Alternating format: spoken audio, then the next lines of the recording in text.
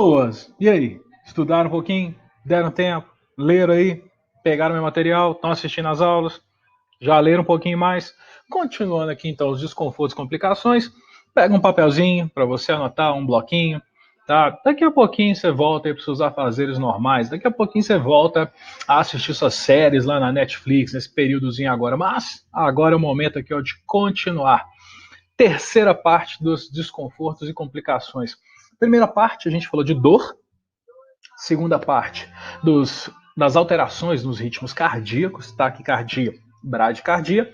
Agora, para ficar legal, hipotensão e hipertensão, duas condições tranquilas, e a hipoventilação. Eu preferi fragmentar para não ficar aquele vídeo gigante, nossa, 1h30, senão você ia ficar assim, tipo, com uns 20 minutos de vídeo, ficar babando lá. Aqui, ó, galera do fundo aí, ó, presta atenção na aula, dá um tempo, sem conversa.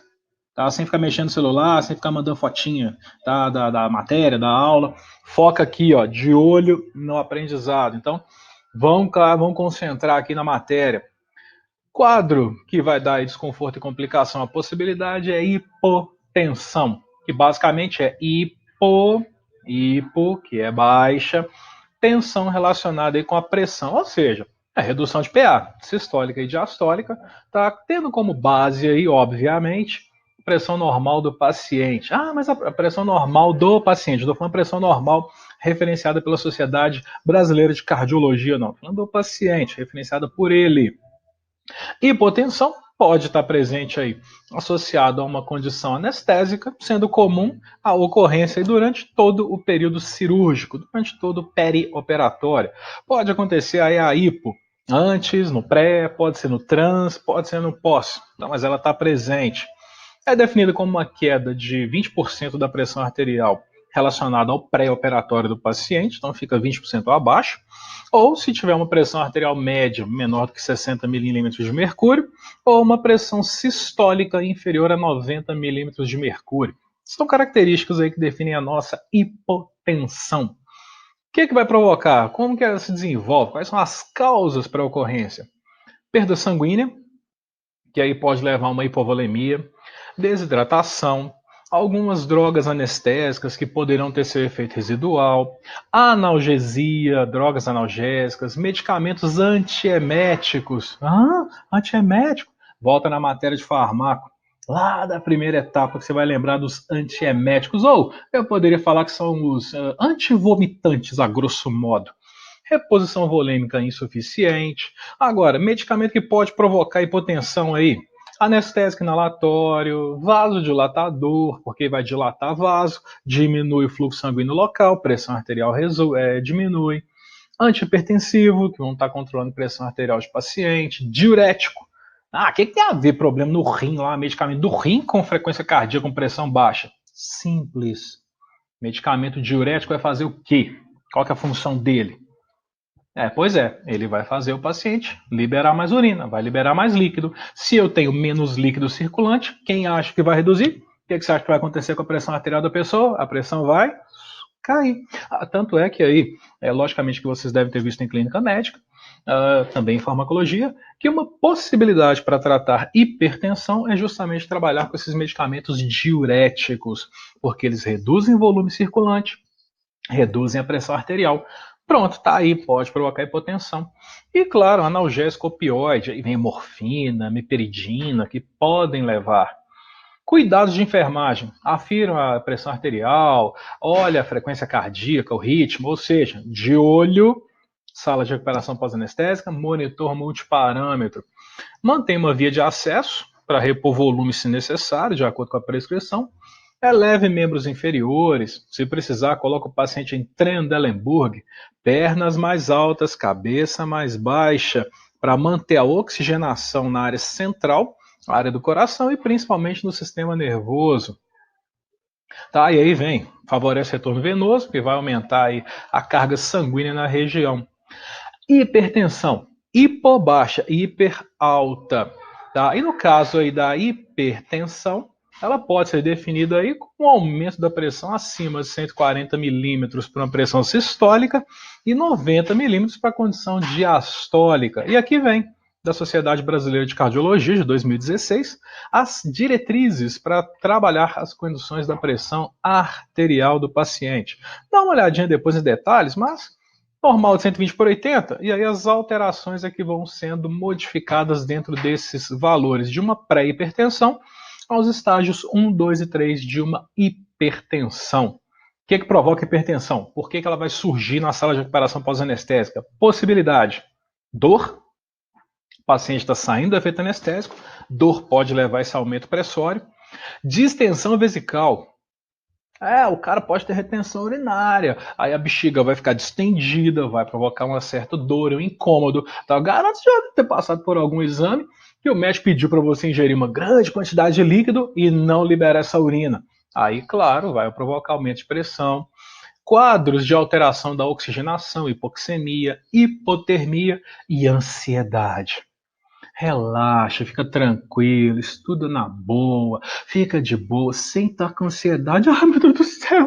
Calma, respira. Corona tá aí, fica de boa, não adianta a gente estressar, fica tranquilo, vai estudando, mantenha sua ansiedade controlada. Hipertensão pode ser até uma condição importante para suspender cirurgia. Faz uma avaliação do paciente. No momento que ele vai entrar, a pressão está alta, a cirurgia pode ser cancelada sem problema nenhum, sem nenhuma condição que venha a fazer com que a equipe fique chateada. Não, cancela. Poucas medicações vão interferir na analgesia do paciente, então ele pode tomar até o ato da cirurgia esses medicamentos para controle de pressão arterial. E claro, a hipertensão ela pode aumentar o quadro de hemorragia. Tá? Pode ser que aumente ainda mais. O cara está com a pressão alta, teve um sangramento, pode ser potencializado.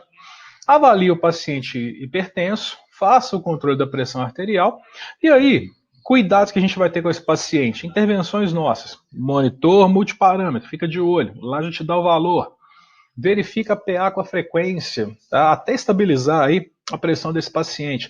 Inicialmente na chegada, ele vai estar com a pressão mais baixa, vai estar com a hipo, por causa do efeito anestésico. E gradativamente, essa pressão arterial ela vai aumentando. É só você lembrar do que a gente falou lá na escala de Aldrich e Krolik. Um dos itens de avaliação para liberar esse paciente é a questão da pressão arterial.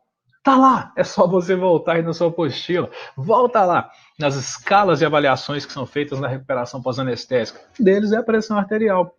Mantenha a temperatura do paciente, observe se tem dor, se tem alguma queixa, se necessário, o oxigênio.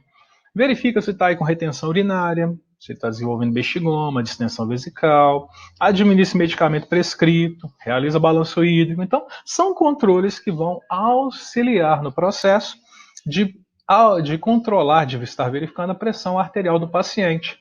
E a hipoventilação. Baixa e ventilação. Baixo fluxo aéreo no sistema respiratório. Mas qual que é o problema? Qual que é o problema disso? Hipoventila. Respira pouquinho, bem superficial, lentamente. Você vai ver o resultado. Quer dizer, não faz isso não, tá? Depois eles vão falar assim que eu tô mandando, tá? Você provocar as situações desconfortáveis ou complicações da sua casa. Hipoventilação pode ocorrer porque houve uma depressão do sistema nervoso central. Essa depressão pode ser gerada aí por algum analgésico, por alguma medicação, tá? Por algum bloqueador neuromuscular residual. Pode estar relacionada à dor do paciente ou pacientes que foram aí submetidos ao processo de anestesia geral. Vai estar meio sonolento ainda, a musculatura é um pouco relaxada, né? Aí o paciente vai estar ventilando lenta e calmamente. O que pode levar aí à hipoventilação. Por isso que na anestesia geral, a gente tem aí o uso, tá, de tubo orotraqueal no paciente, para melhorar esse processo de fluxo aéreo.